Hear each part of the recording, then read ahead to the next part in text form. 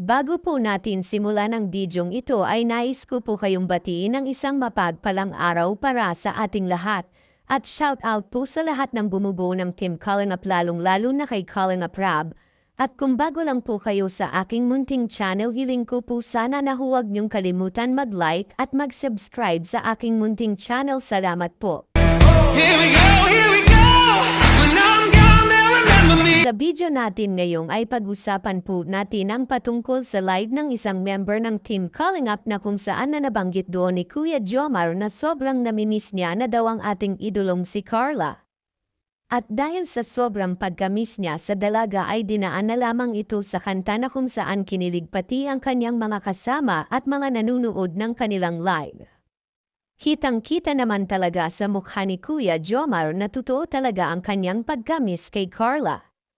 Kaya pati mga kasama niya ay napatili sa kanyang boses.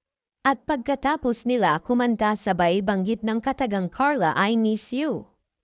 Grabe talaga ang pagkahulog ng loob ni Kuya Jomar sa ating idolong si Carla, kaya kahit na nasa live po siya ay hindi na siya nahihiya na magbanggit ng mga ganon salita.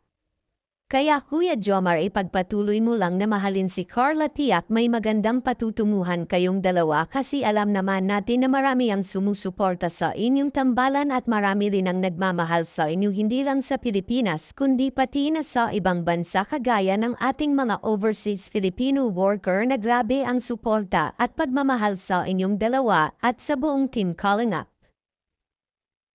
O mga Kalingap, ano masasabi nyo sa video natin ngayong? Comment down below at pag-usapan natin yan sa susunod na video. Please don't forget to subscribe Kalingap Rab, Kuya Jomar Vlogs at ang ama ng Kalingap Val Santos Matubang.